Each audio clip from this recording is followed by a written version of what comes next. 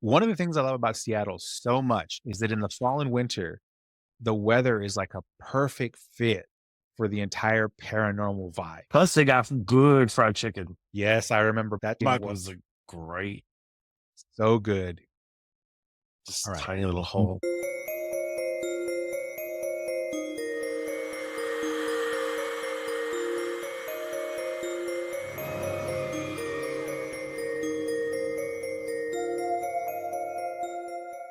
Hello and welcome to the Fabula Obscura podcast. This is episode 4, Seattle Paranormal. Seattle Grace, but not Grace Paranormal. Mike and I spent some time over the last couple of weeks talking about what are we going to do for this episode. Mike went deep into the internet and deep into the I did internet not go that deep, not at all. to find some things for us to talk about in this episode because apparently Seattle has a whole bunch of paranormal stuff. Now, we mentioned in a previous episode that I had done like this walking downtown ghost tour, and I will try to find it and put it in the show notes in case anybody else wants to do it. And I actually found it very interesting. It was really cool. But Mike, you found a couple of them, and one of them that really caught my attention was this 13 Steps to Hell. What is that about? 13 Steps to Hell is actually going to be an urban legend at this point because apparently it's no longer there. It no longer is in Now, existence. what do you mean by no longer there?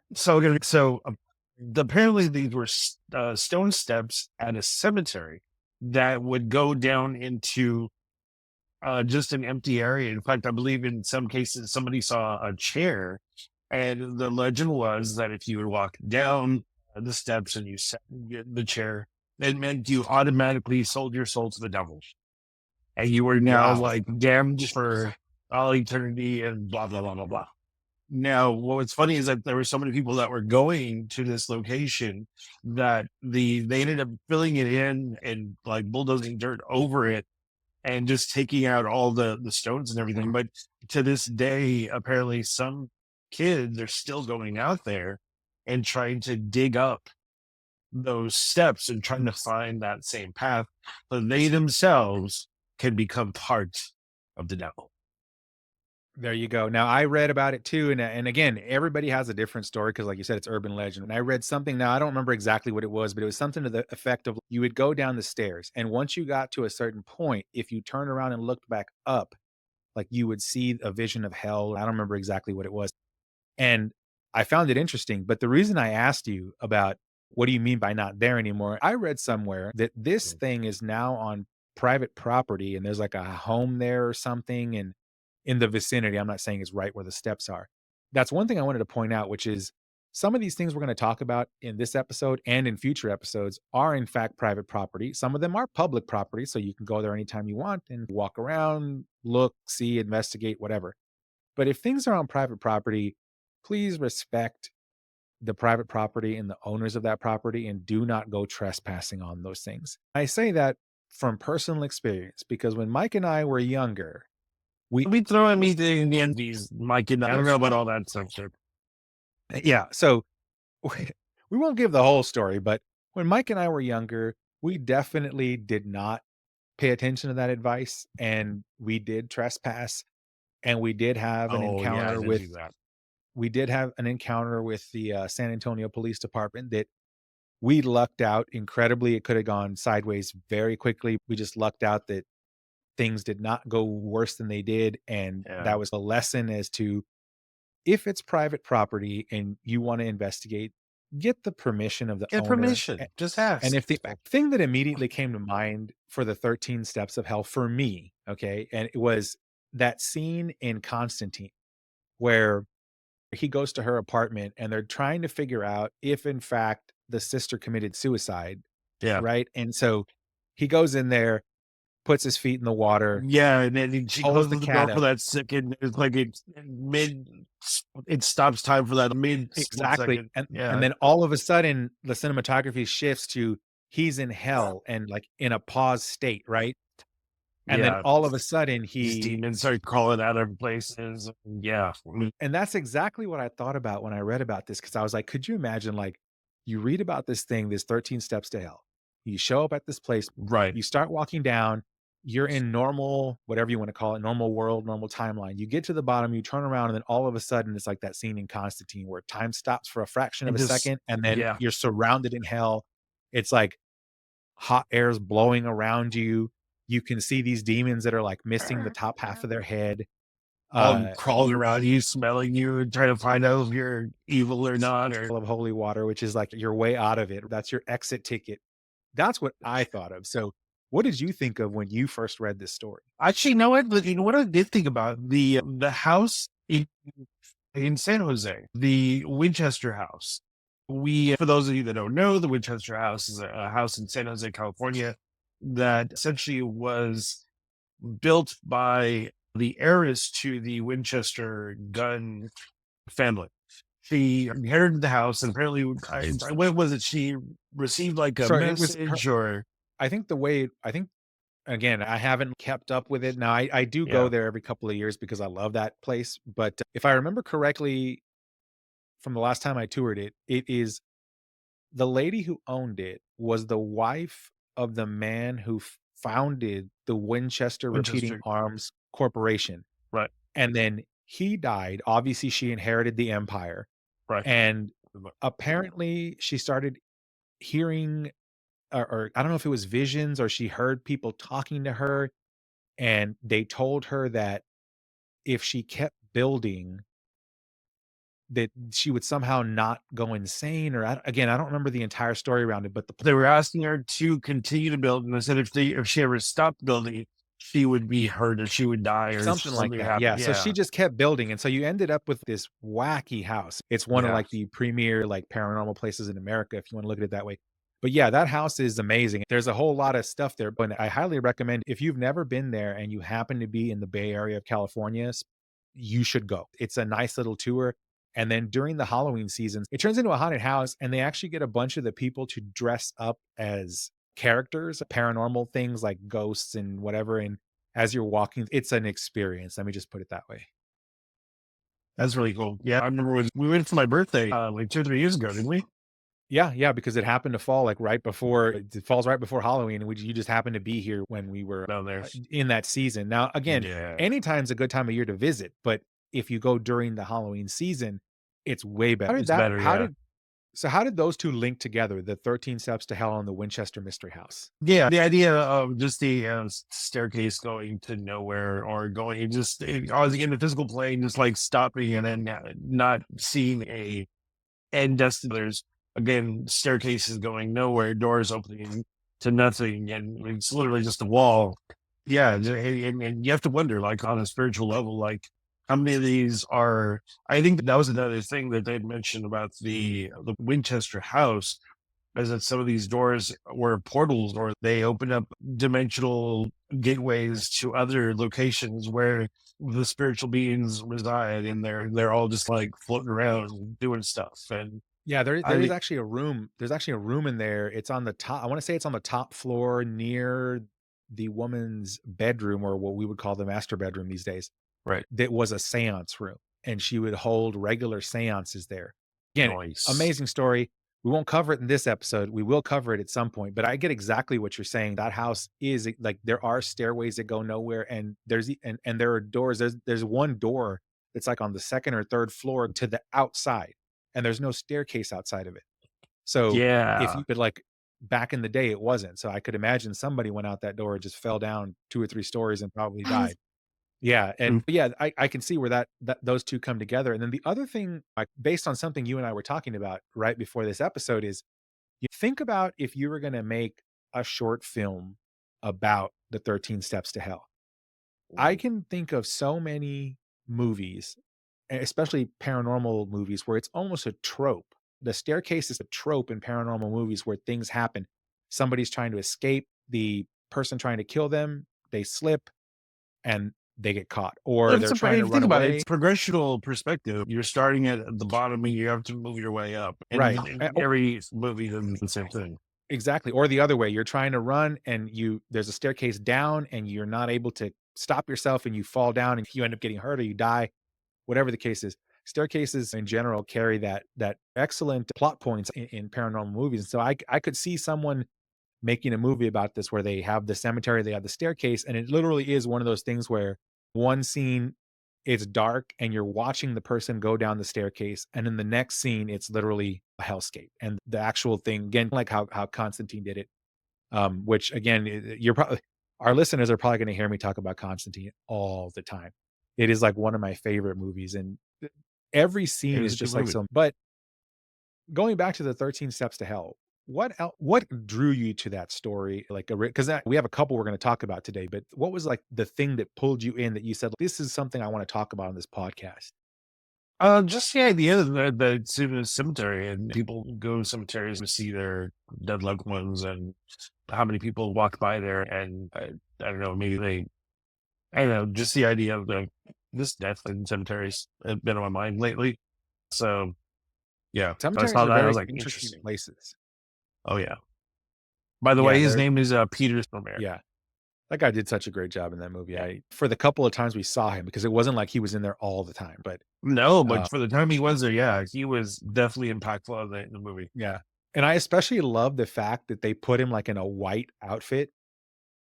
But Like, with that almost oozy tar, yeah, like just it's steaming off of him and just dripping out. Oh, I love yeah, that. but Yeah, like so cool. the whole they put him in a white outfit, like a white suit, Dude, which is what you would typically see associated with like Christian baptisms and he's an uh angel. because he's a fallen angel. Like again, that single movie is like an entire study on cinematography right there of how they did that thing. But yeah, so for you it's just the cemetery thing. I think for me the thing that caught my attention the most, and it's something that's been I think we mentioned it, or at least I mentioned it in a previous podcast episode, which is I'm not really into the gory and jump scare type horror things. Like they're okay or whatever. I've seen a few of them. That's not really my thing. I like the things that are more believable is the wrong word, but it's more like a Realistic. mental and scary. Like we talked about like the Paranormal Activity thing, right? Where it's like Like a there's a psychological terror or psychological more. thing, right? Yeah, Okay. exactly. And because one of the stories I read about this 13 Steps to Hell, because remember, I looked at 3 or 4 different blog post articles, whatever, and one of them mentioned that when you got to a certain point on the staircase and you experienced the vision of hell, it would cause some people to literally go like insane. And another one I read said that the people would actually disappear, like they would just vanish or whatever. So, Wow.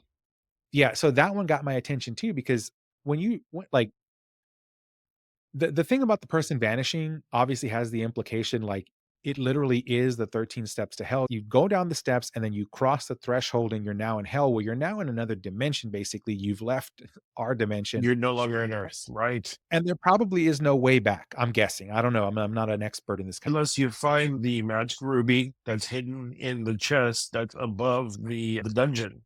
After you fight the dragon, Go. then you can take it back home. There you go, exactly. So that there was that thing which I thought was cool. So it was like a disappearance based on the crossing of a threshold, if you wanna call it that, by way of going down the stairs. But the other explanation is actually the one that caught my attention the most, which is the people would go insane.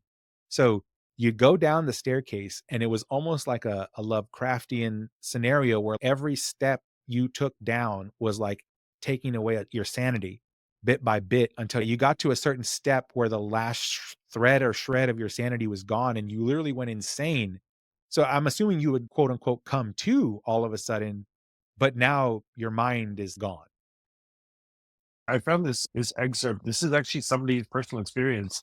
So according to the legend, you had to go to the cemetery late at night and walk down these 13 steps.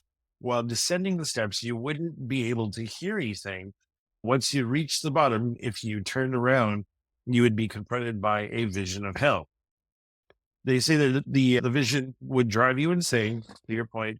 Those who watch people performing this ritual said that they witness a person stop at the bottom, then turn around, and then collapse to their knees in horror. According to the same reports, several children emerged nearly comatose from the steps. Many of them never uttered another word. That's scary. That is super scary. And then there was another one I read that said something to the effect of, and I'm going to tie this into something we haven't talked about it on this podcast, but I know you and I have talked about this separately, Mike. But there was another one that I read that said something like as you go down the stairs from the top, every step you take down, the world around you gets quieter and quieter. And then when you get to the bottom, it's silent. And then it obviously flips into a hellscape or whatever. Caught my attention because there was a point in time where I was in an emergency room and they had to stop my heart um, because of an arrhythmia that I had, and they had to stop it and restart it. And I distinctly remember that is exactly what happened. They injected the chemical or whatever it was, the drug that stopped the heart. I remember the sounds around me. Imagine an emergency room, like you're hooked up to the thing that's beeping over here about your heart rate and your breathing and everything.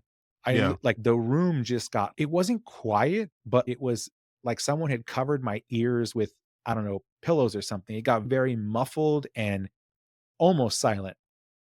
And I know that obviously that wasn't the experience for everyone else in the room because it's just a normal, scenario. But for me, it got super quiet and I could literally feel like the blood pooling in the middle of my body. And then when they injected the other chemical that restarted the heart, it's almost like time and sound ramped back up from like nothing to like full volume and full speed. And all of a sudden, everybody around me was like, you know, there and listening to all this stuff happen. That's what I thought of that description where going down the steps, like it You goes never quieter and told quieter me and that. quieter. I never told you that? No. Okay, I thought I had told you that. I've definitely discussed it on other podcasts with other people and stuff. This was years ago. I was living in New Orleans when this happened. Mind you, we Really? will do an episode on that city because if Oh, you want to yeah. talk about paranormal, it's hard to cap New Orleans. I'm just all I'm going to say. But yeah, there was that happened to me. It reminded me of when I read it saying, "Oh yeah, as you go down, it gets quieter and quieter." And it's almost again because the stairs are some kind of, I don't want to call the stairs the portal, but there's a transition happening between our world, the real world, and then this hellscape. And as you're moving from one to the other, everything's shifting from one dimension or plane to the other. Then Right. you eventually end up down there. And then that's when, like you said, when you were reading the excerpt of that person's experience, I think that's when the sanity just goes. But could you imagine, like, you're a normal person, and in your case, you were talking about a kid or kids. You're a normal kid. You go down this thing, you come out, and now you do not talk anymore. Like, wow, that I'll is, go one better. I'll go one better. If you think about it, if life is experienced through perception and observation, right? What if this type of insanity is a way that unlocks something in your brain that allows you to have full access to all this information, but the cost is your ability to communicate it to other people. yeah, that's a good way to look at it, right? As like an explanation for this type of thing. Now, again, these are all paranormal things Yeah, and whatnot, but that is a hybrids. good explanation. I think that the more time that goes on, we are realizing as a human species that we know less about the brain than we do about anything. And as much research as goes into the brain, it just seems like it ends up in more questions than there are More answers. questions than answers. That's usually the way it goes now. So like you have to think that the brain is more than what we give it credit for. Like we look at it from like the human medical scientific perspective, right? It is obviously the central processing unit of the body. It's responsible for all kinds of things that happen in your body. Obviously, it's also responsible for the series of experiences you have as you're alive and all that. But I think there's more to it, especially when you consider it's like an electrochemical device. So it makes sense that, again, if you stretch this out and think of quantum theory, that it would make sense that if you have this electrochemical device that is made up of a bunch of atoms that Mhm. have corresponding atomic subparticles or whatever in quantum connection with other things, that the brain is linked to many other things that are not like within our field of perception, so to speak. Right. So, yeah, so this I found this one to be really cool, and it was a different take on the other things we see of, oh, you go into this place or you do this thing or whatever happens and you end up, basically brain fried. But it was a different take on that. So, Yeah. is there anything you want to throw in to close out this section before we remind people don't be trespassing on private property? No, cemeteries are always like a creepy place to go into, and but they can be fun. Just be respectful. And one time when I was, and I probably shouldn't say this on the video, but I actually, a girl and I went and took a nap at a cemetery under a tree. We were there visiting her grandparents, her grandfather. We just hung out there, and it was a nice day, and we ended up falling asleep. Yeah, they're relatively peaceful places, but they're designed that way. No one put a There's, cemetery under by an amusement park. So obviously, if you are in the Seattle area and can get near the place without actually trespassing, you should definitely check it out. If you are in the Seattle area or you have been to Seattle and you have experienced paranormal things while you were there, whether it's this 13 steps to hell or anything else, because I'm sure there are going to be plenty of people watching this who were alive long enough ago that place was still accessible and maybe even went there. oh Please make yeah. sure you let us know about it. Put your comments or your thoughts about it below. And Does also, anybody have photos? Post photos. I want to see. yes. So that's a good point, Mike. If you have photos and you have Instagram or anything like that, please post them up there. Tag us in them. We have an Instagram account, obviously. By the way, if you go to the show description here or to our website, fabulaobscura.com, we have a link tree and we have links to all of our stuff. So our YouTube channel, our Instagram, we're on Threads, Facebook, you name it, it's all over the place. We also have email addresses. You can email us at very simple. It's Ernest at fabulaobscura.com or Mike at fabulaobscura.com. Again, the easiest place to find all of this is from the link tree link in the either the show description or go to our website, fabulaobscura.com. And if you like this type of content and this is your first time coming here, or maybe you've come to watch 2 or 3 episodes at this point and you're like, hey, I like these guys talking about all kinds of random stuff. Make sure you hit like, subscribe to the channel, and hit the bell icon so that you get notifications when we drop new episodes. Right now, we're aiming to drop them every other week. Obviously, that's dependent on our schedules or whatever. So we're trying to publish pretty frequently. We think we have enough content to last us quite a few years at that pace. So give us a subscribe, give us a hit the bell icon, all that kind of good stuff. Now, this is one where I think if you've been to Seattle, obviously, if you live there, you know about this place. But if you've been there, it's a pretty big tourist magnet, which is the Pike's Place Market. There's all kinds of things that happen there. There's a lot of touristy things even. There's a fish tossing thing that I saw there one time. I wanna say that it's either the original Starbucks or one of the original That Starbucks was the locations original one, there. yeah. That's the Yeah, actual and then original. a whole bunch of other stuff. I've Is that eaten where at the a couple Ferris of wheel restaurants. was? I don't remember about a Ferris wheel, but maybe. It was, remember, it was right Um, outside that seafood restaurant that we went to. oh, yeah, there is a Ferris wheel around the area. I know that. Yeah, that's one thing about the area, like, I've eaten at a couple of different restaurants there, and I feel like it reminds me a lot of there's an area here in San Francisco, I wanna say it's called Pier 39 or something like that, where it's on the water, and it's a bunch of tourist trap restaurants, and most of them, the food is, Tourist like, trap. mediocre at best, but there are a few gems in there. I feel like Yeah. Pike's Place Market is a lot like that, because 'cause I've eaten at a few I haven't eaten at all the restaurants there, but I've eaten at a few of them, and I found the food to be pretty mediocre overall. But there were some decent spots in there, it just depended. But it is a tourist location, so that being said, Pike's Place Market, obviously, it's been around for a very long time, and as it turns out, there's some paranormal activity there. So, Mike, what did you find out about Pike's Place Market? There's many stories apparently. There's several different ghosts just in that general area. The one that stood out to me though was Princess Angeli. Mhm. If I remember the story correctly, she is the daughter of a Native American chief that they essentially owned this land prior to Americans and other people jumping in and trying to claim the land for themselves. They essentially forced her and her family off the land, or they were trying to, and she refused. And in fact, if I remember correctly, her house was like the only one of the original structures, and then they started just building stuff around it until her father, I think, passed away, and she was left, and then until she passes away, and then they finally bulldozed her house, built over it, did whatever. But now they still see her ghost walking through the streets, patrolling. That's actually what I read. That was her land, and she was attached to it, and she passed away there, and, of course, they built over and around and all that kinda stuff, and but, yeah, this is more like an apparition type thing, right, where they can still see her to this day, And I even saw some photos that they had posted online of what she looked like. I'm guessing she looked like she was around in her 80s or so, and She was I believe older, she yeah. lived to 85, which if you think about it is pretty impressive because back in that time, I don't know that the life expectancy of human beings was the 80s, let alone 85. So she definitely lived a very long time. Yeah, and it's messed up. It's messed up that these people were always that's American for you though. They come in, try to take people over and take their stuff and say, "Nope, this is ours now," and they Yeah, really don't.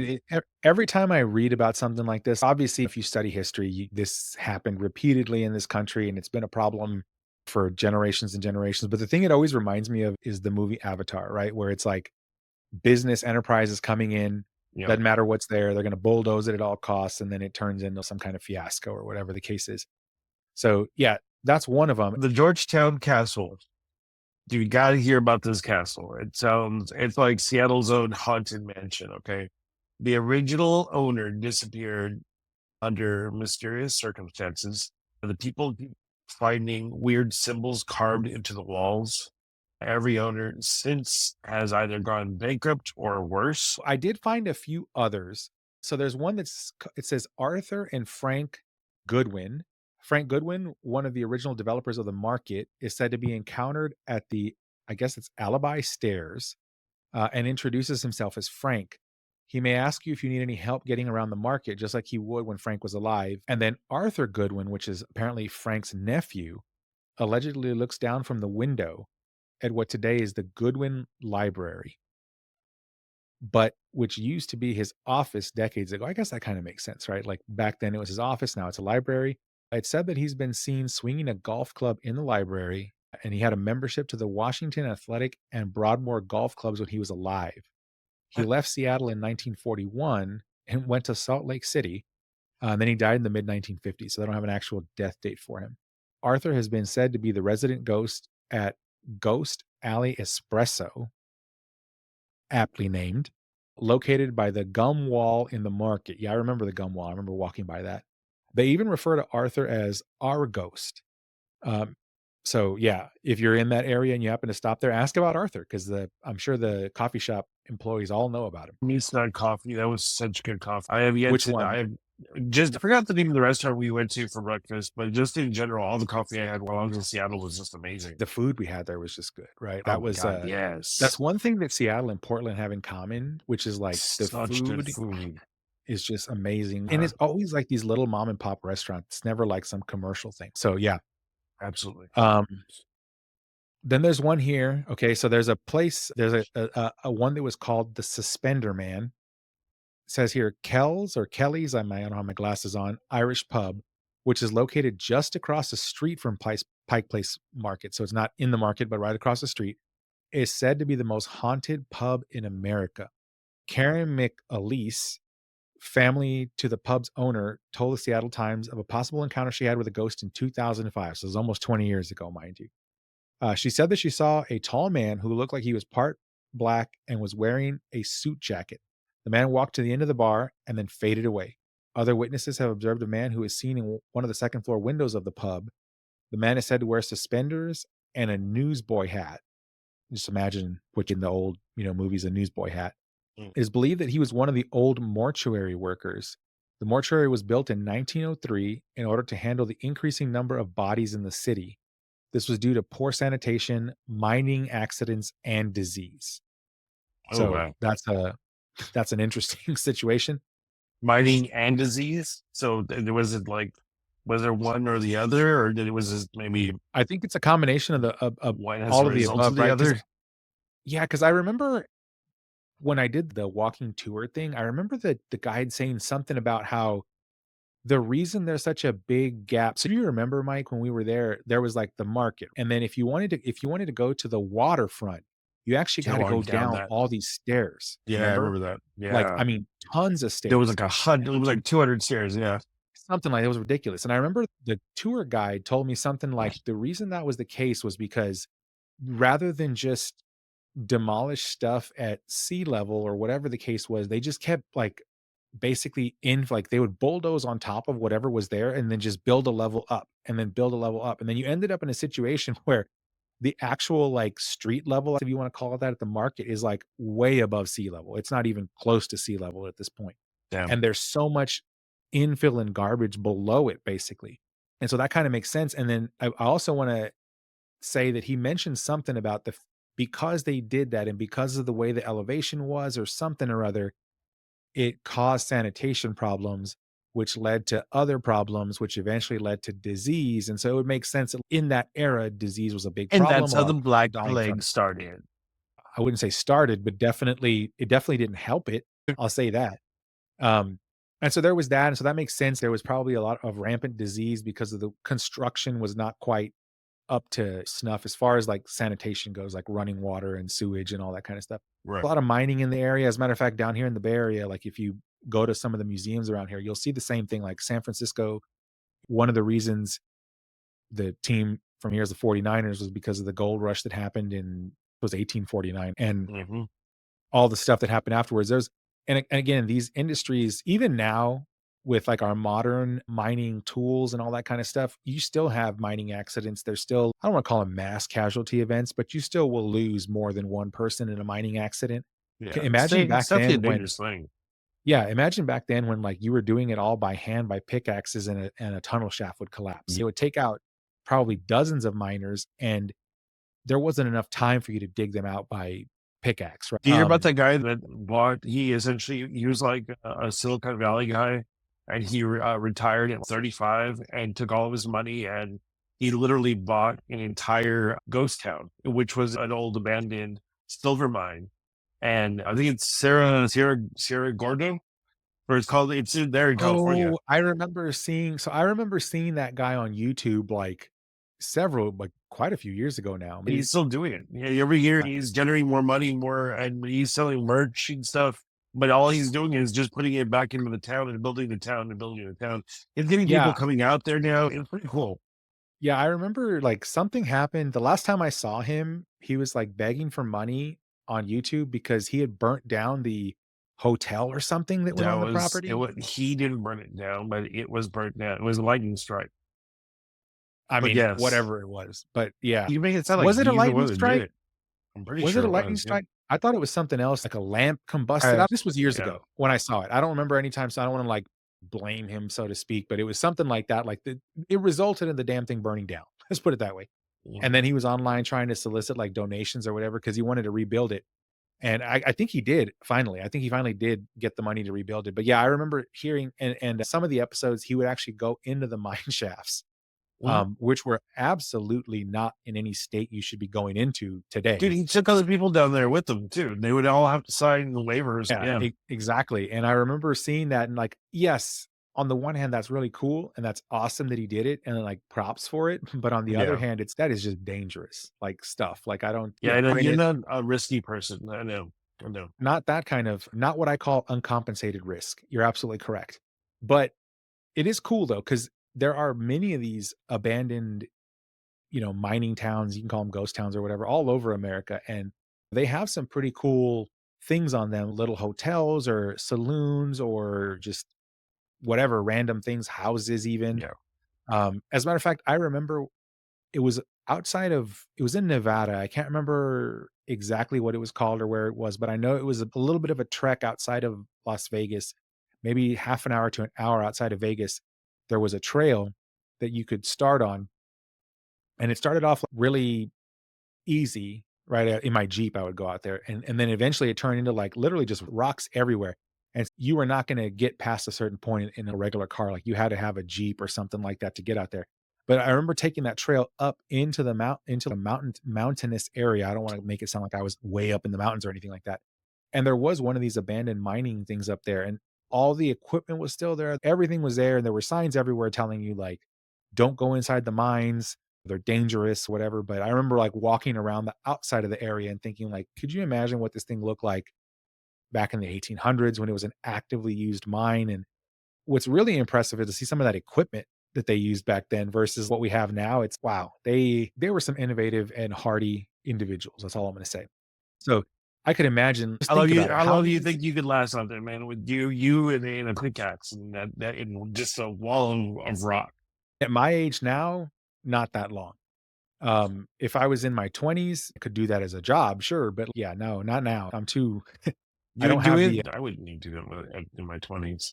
That's crazy. it depends, right? Like some of these people were doing it as employment, right? Like they were mining, Yeah, yeah, say, precious metals or whatever for a company, but some of them were just out there trying to do it like they were trying to strike it rich themselves. And there's all kinds of stories again about people dying in these scenarios, right? Where they would literally just a mine would collapse, or what was probably pretty frequent too was they would get gold or whatever it was. They would immediately go to the local saloon, see how much alcohol they could buy for it, get themselves yeah. drunk, end up falling off of a ledge, right? In this area, or maybe they would go back in the mine and fall, collapse down a shaft because they were drunk. Mhm. And yeah, there's I can't even imagine the amount of people that died in these mining towns. And they have ghost hunts, ghost investigations at the mining place, at the So same this guy mining that you place. So this guy that you were talking about that went and did this, and I remember him. Does he do any of that, or has anyone done any kind of paranormal stuff at his Yes. place? Yeah, he's invited several people out there. There's this one barracks room apparently that where miners used to sleep, and they've since renovated. It's just essentially like a mobile home, but it's just these individual rooms for people to sleep in that are visiting. Apparently at night, again, like you hear voices, you hear stuff moving, you hear, and they go outside, they go out their door, and there's like nobody there. Like you hear people whispering, or you're like scratching at the walls and stuff in the middle of the night. And then, yeah, they've done investigations. I want to say they've even found, they've talked to the miners' ghosts or people that used to be there, or the hookers that were assaulted, God forbid, and beat up or something. Traumatic experiences in a mining town. Not only were the people there mining their stuff, but then other people were there robbing them. It's like, why are Yeah, you there going to was go and do all the all kinds work of if you're, why are you going to do all the work if you can just kill the other guy who just did it for you? yeah. That I can imagine back then lawlessness was the thing, right? So this is the Wyatt Earp era, right? So it makes perfect sense. So yeah, that's an interesting tie back to the whole like reason that there were so many mining deaths and why there were so many bodies that were showing up in the Seattle area where they had to build another mortuary that then created ghosts in the Pike's Place market. So if you Yeah. happen again, if you happen to be from Seattle or have visited Seattle and you've gone to Pike's Place Market and you've experienced anything, let us know. Put it in the comments below. If you have photos of any of this stuff, put it on Instagram, tag us there. Send it to us in email. Again, you can find all this stuff, ways to get a hold of us, either through our Linktree link, which should be in the show description, and or the website fabulaobscura.com. And again, if you've made it this far in the video and you enjoy this kind of stuff, give this video a like, subscribe to our channel, and then hit the bell icon so you get notified when we release more podcast episodes. So now we're going to bring it to the last section of the podcast. And when you had originally sent this to me, Mike, it was about a specific cat. But then I went and looked, and it turned out that this building that the cat was seen in had a lot more history, if you want to call it that, than just the cat itself. So if you want to talk to us a little bit about that, give us some stories. Okay, this is what I found here. So, according to legend, in the 1920s, a young woman living in Stevens Hall, which was a dormitory in University of Washington there in Seattle. Let's see, and apparently then in the 1920s, it was a woman only dormitory, not co-ed. Apparently, while living in the Stevens Hall, she kept a black cat as a pet against house rules. Even when the authorities discovered the cat, she was forced to get rid of it. Devastated by the loss of her beloved pet, the student allegedly committed suicide. And so since then, students and staff have reported seeing a mysterious black cat roaming the halls, appearing and disappearing through the walls, and particularly during exam periods and times of high stress. A couple of variations of the story apparently have come up. One where the cat appears to warn students of impending danger. They have something going on, the cat shows up and they're calling at something or suggesting something apparently that can warn them of dangerous things happening or going A to glitch happen. in the matrix. Something, right? Yeah. Another one says a late night study group I report hearing purring when no cat is present. That's creepy, and I've actually heard that. And that's what's funny is that I'll hear that here at home, and there's never been a cat in this house. I can guarantee you for at least last 80 years, there's never been a cat in this house. But I'll hear purring sometimes here. Maybe it's outside. Not that loud. Yeah, I don't have cats or anything, so I don't No, know it's what like that a very, sounds. and I'll hear it like right next to my ear. That's the weird That is kind of freaky. But yeah, so that's one of the things that I read similar things about the Stevens Hall in general, but yeah, that cat was one that got my attention, and it was a similar story. The one I read was similar to exactly what you're saying, which is the student chose to exit this world prematurely, if you want to call it that. thing. Right. And that cat is a harbinger. But here's what's weird is I read different angles on it. And I saw both. I heard where the cat was a harbinger of bad things. Also, the cat was like a, I want to call it a protector, but, like, one of them was, like, the cat was announcing that a bad thing was about to happen, and there wasn't, like, a choice about being involved in the matter, like, the cat was the omen that something bad was about to happen to you, period, and the other one was the cat, like you said earlier, the cat was warning you, "Hey, you should leave," or whatever the case is, right? Like, to Yeah. get out of there, and I remember when I read the other one, not the one about the cat being the harbinger of the bad stuff, although if you think about it, it was the same thing. It immediately reminded me of The Matrix, right? Where they're like, "I saw a black cat." I just saw a cat." He's like, It was "What kind of a they cat? Was it the exact same cat?" And the person was like, "Whoa, hey, why are you, like, interrogating me?" He's, "Because when that happens, it's about a glitch in the matrix." glitch the Um, matrix. and that kind of think about it, that kinda makes sense. If there's a like, in that movie, in The Matrix, right, that cat, the object it was representing was there was a glitch in the matrix. You saw the cat multiple times, right? And it Mhm. was like and it was a note to the person who saw it, like, something isn't right. Think about that, like, in this context of this black cat in this hall, it does make sense that it's the same thing. If that cat, in fact, obviously has long since been dead, right? Because Yeah. the story was from way back when, and that cat is for some reason stuck there. Like, we're always thinking about things in terms, especially in the paranormal world, we're always thinking about things in terms of, like, humans dying, human experience. Animals have same life that we do in a way, right? Uh-huh.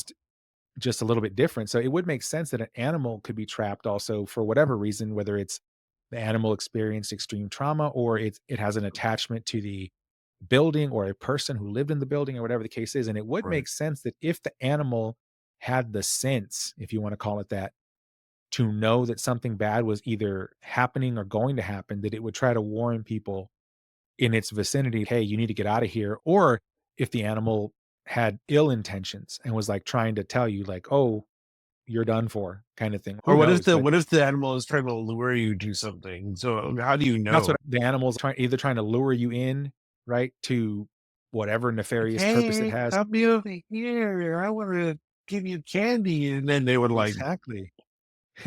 The animal has a little thing that says "free candy" on it. and then little Um, you know that they have a machete in their back of the other hand, and they're just like, "Wah." yeah, so that the story about that cat got my attention, and the other reason is because it reminded me of stories that Constantine. Constantine, yes, although that cat I think was gray, but no, not Yeah. Constantine. It reminded me of stories that I used to hear in college when we were, like, when I lived in Treadaway. I was gonna say, I was actually gonna bring that up. That's funny. All kinds of haunted stuff that was going on in that building. Yeah. Like, The it university as a whole. yeah, that university's ancient, right? So I'm sure all Yeah. kinds of bad stuff happened there in the past. But yeah, Aside from the fact that there's an actual cemetery on campus. on campus in the corner, yes. And every time I drive by there, which isn't that frequently nowadays, but I do it when I'm in town. I always pass by that corner and just look, and but I do distinctly remember in Treadaway, walking through some of the areas that were, I wouldn't say they were off limits to the student because it's not like you couldn't walk there, you could, but, like, the rooms were locked, right? So you weren't able to go in there. And I remember hearing, like, all kinds of weird stuff, knowing full well that those rooms were unoccupied. They were used as, like, storage rooms, right?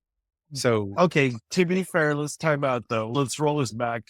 There have been locked rooms in Treadaway where students have gained access to and were some of done those stuff. students. Yes, you were. Not me. Not me. Not You. you, because you didn't live in the building, but I I did, did not. yes, that you're right. There was that going on too, but these were not those kind of sounds. And I'm not going to tell you what kind of sounds we're talking about. If you're old enough, you know what we're talking about. It wasn't those kind of sounds. It was just weird. I don't know how to describe it. Somebody like dragging a box across a concrete or floor, a like body. a or a body, but like a cardboard box, or somebody like rearranging stuff on shelves, like moving, I don't even know what little knickknacks around on shelves. It was just stuff. And what was even weirder was, I think I told you about this. Like we got access to this one room. I want to say it was on the fourth floor because that's where we live, Mm. on that fourth floor. And like it was a big room. Just, I don't even know how to describe it. Maybe like 20 or 30 feet long and about 12 feet wide. And the entire wall of the room, floor to ceiling, end to end, was stained glass. Was it And like so orange or like a greenish yellow? greenish, yellowish, orange, like, so I imagine that room was used as a chapel of some kind at some point, A I should say. prayer room, maybe. Something like that. That And makes sense. the only time we were ever in it was at night or when it was dark, because otherwise you would be able to see us in there during the day. So yeah, it was a weird thing. But I can imagine that the Stevens Hall is very haunted. So here's what I want to ask our listeners and our viewers, especially if you went to school there and stayed in Stevens Hall, or because who knows if it's even a dorm anymore, but if you were in there actively or heard any of this stuff, please let us know in the comments below. Tag us on Instagram, send us emails, go to our website, fabulaobscura.com. That's where you can find all of these links at, and let us know if you've experienced anything, if you have any photos, any firsthand knowledge. We'd love to hear that kind of stuff. Obviously, you can read all this stuff on the internet, but when it's a person giving it to you as a first person account of what happened, it carries a lot more weight. And we love to hear those kind of things. So please let us know in the comments below or reach out to us on any of our other methods that are listed on our website, fabulaobscura.com. Also, if you've been with us all the way this far until we're now near the end of the episode and you like what we have, give us a like, subscribe to us, hit the bell icon so you get a notification every time we publish a new episode. Mike and I intend to put a bunch more of these out, a lot Fudge. deeper into a lot of these different topics. So, Mike, I'm going to give it to you to land this airplane, so to speak.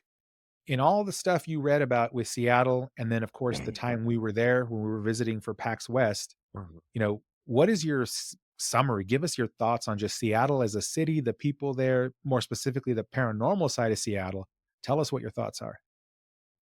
I feel much like Portland, Seattle is in a place that's steeped in the coastal culture. So you have a lot of boats and ships and ports and fisherman style history and things like that. So you have I can't imagine that over the hundreds of years that that area has been in existence, that there have not been tragic events, there have been painful things that have happened to people that would cause them to leave some sort of residual evidence of their energy left behind. I feel like that has definitely happened. The 13 steps to hell, that one was pretty cool. The overall, just I mean, yeah, the Pike's Place, it's definitely a haunted location, and I want to go back and do a ghost hunt and see if we go talk to Princess Angelina, and I'm gonna ask her out on a date. Hey, why not? So, So if you had to pick, so we talked about 3 different topics today with the 13 Steps to Hell, the Pike's Place Market, and the Stevens Hall in general, the Black Cat, but it was probably like the Black Cat. Stevens Hall Yeah, thing. If you had to pick one of those 3 as your favorite, which is your favorite of those 3 and why? the cat because it reminds me of St. Mary's, and it reminds me of all the stories from St. Mary's that I heard, and which we could probably even do a whole episode on just St. Mary's. I think No, we need to, and we probably will, that would in a be a cool future idea. episode, and that's the thing, like, we just have so many things we can cover. Yeah, So we'll do a San Antonio part two, then just do St. Mary's. That'd be yeah, cool. so the Black Cat. Yeah, I had a hard time picking between these 3 myself. I thought about it too, and I was like, the Pike's Place thing is really cool, and I like that, and obviously, it's a core part of the culture and the history of the Seattle area, but I was trying to pick between the Steps and the Black Cat because I think it was between one of those 2 for me, and they were very close for a similar reason, which is the I guess, the ability for that thing to be more realistic. Not that anything's not realistic about Pike's Place, but just something that you could do something really cool with it or a story around it, that Mhm, kind of stuff. mhm. And the Black Cat one did bring a lot about St. Mary's, but if I had to pick one, it's gonna be the 13 Steps to Hell. 13 That's gonna cents. be that's gonna be my favorite. And Nice. again, the reason is just because there is something about this whole concept of, like, portals and sanity and just, like, that whole thing that got wrapped in that one story that just drew my attention, and it was like, "Man, this is." And, of course, the parallels to Constantine, and I guess if you think about it, the 2 ones that I would've had to choose from, one of them had a cat like Constantine, and the other one had the hellscape, right? So, Like kinda constantly. ties it Yeah, all back to exactly. Constantine there, whereas Pike's Place Market had nothing to do with Constantine. Tell me how much Um, you like John Wick. John Wick is, man. I Oh, think that I give it an A star. I think you just like Keanu Reeves. I think you that's know what? I'm starting to think there's a bromance going on there, but I don't wanna go that far. But he's just a good human being. he's a Like, cool guy. He's definitely a cool guy. aside from the movies and aside from the fandom and the fame and all that, if you go and talk to other people who know him and you just read about him, no one has a bad thing to say about him. He's the most down to earth, kind, considerate individual that they've ever met, and I've never met him personally, but Yeah. I would imagine that he seems like that kind of person, and yeah, obviously, I'm a huge fan of John Wick. I own every single one of the movies in 4K just because I'm Nice. that big of a fan. So yeah, the 13 Steps to Hell, I think, would be the one that I would gravitate to more, and again, it's just because if you take the core story, which is you go down these steps, and at some point, there's a hellscape involved, potentially a loss of sanity. All of that just is just such a cool story, whether or not it's true, right? It's just so cool that's been put together. Yeah. Um, and I think it says something about Seattle as a whole in that, at least when I was there, everyone I met is a lot like Portland, just to your point, right? Because you call that out at the beginning of your choice there. The people were just so nice, Oh yeah. so down to earth, very kind people, and they loved their city. They were more than willing. We joked in the beginning about the chicken, right? But the way we found that was because we were talking to another Seattle person about food in general, and this other young lady who happened to be in the vicinity heard our conversation and was like, "Hey, if you like fried chicken, you should go check out this Bakabak chicken place." And Is that how it you know, happened? that's how it happened, and you and I were like, "Yeah, we're from Texas, we're from the South, we That's love right. fried chicken. That's Let's go right. check out the Bakabak chicken," and she was not wrong. That She was place not did not wrong. let us down, which, by the way, if any of y'all are native Seattleers or Seattle, whatever the term is for Seattle native people, and or you live there now and you happen to know of a better Yeah. fried chicken spot than Bakabak, let us know in the comments, because if there's 2 things Mike and I love, it's paranormal and food. And fried So, chicken. and fried chicken. So tell us where the fried chicken is, and especially if it's a southern fried chicken spot. That's one of the things I like about it is it seemed like it was southern. Um, there's a lot of fried chicken out there, don't get me wrong, but if they happen to have collard greens and black eyed peas with What ham was the hocks in name them. of the other place that we went to? There was another. Remember that we drove, we got an Uber to that chain restaurant, and the guy that dropped us off said, "Hey, y'all got to be careful because it was a sketchy neighborhood." Yeah, yeah, he tried to Well, warn us. He's like, "This is a yeah. What sketchy was the name neighborhood," of and I that? was like, I don't remember what it was, but I remember looking at him and I was like, "Thank you for being cool and telling us about that, but you also don't know where I grew up." It's all good. I get it, right? He's just trying to be, He's again, trying to be nice. trying to be nice, trying to be kind, just warning you, "Hey, keep your eyes out," which I appreciated that, Yeah, yeah. 100%. So, It was yeah, like again, see out. Chicken Dave's or No, it Chicken wasn't Dave's, because Dan's. Dave's is that chain one, right? That's all over the place now, the hot Dave's Hot Chicken or whatever it is. No, that wasn't it. Yeah. We're not gonna figure it out, but yes, I remember that, and we should, if anyone else watching this knows what we're talking about, put it in the comments below, because Mike and I do plan to go back to Seattle, hopefully next year.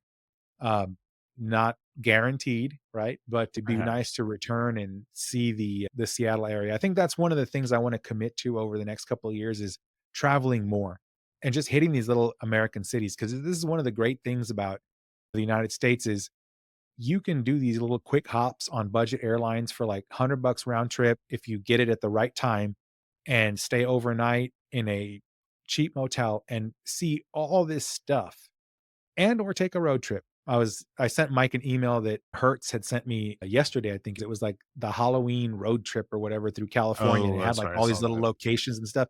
And I thought that was really cool. So Hertz, if anybody from Hertz is watching this or works at Hertz or whatever, sponsor us to do a haunted road trip. We will gladly do it. That would be Uh, fun. and we'll take video of the whole thing and put it up on a couple of podcast episodes. Absolutely. Um, but other than that, I want to go ahead and bring this episode to a close because I do have to head out the door here. I realize that this episode was a little bit all over the place, but that's okay because that's what this podcast is. But I did want to remind everyone again, thank you all for watching this. And if you got this far in the video, please give us a like, subscribe, all that kind of good stuff. But the most important thing you could do for us, if you like this kind of content, is share it with someone else who you think will like it as well. Friends, family, Give it to your random guy, friends. you meet on the corner of the street. Doesn't matter. Let him know. We're also going to be doing some giveaways here pretty soon on our Instagram or our socials, where we're going to be giving away some merch, some t-shirts, some stickers. We also have those for sale, by the way, from our merch store. You can find it via our Linktree link. It's a Teespring site where you can purchase some awesome designs that Mike has done for us. Otherwise, I want to go ahead and bring that to a close. Mike, do you have anything you want to say to our wonderful listeners and viewers before we hit the stop record button? I am an amazing graphic designer, and you should hire me for doing work and stuff.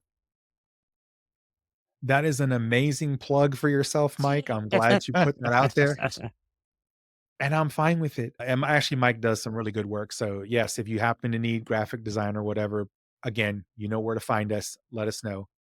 Otherwise, Seattle, amazing city. We do From plan to be Seattle. back there sometime soon, just like Portland and just like others. But with that being said, thank you all for watching, and we'll see you in the next episode. Thank you guys.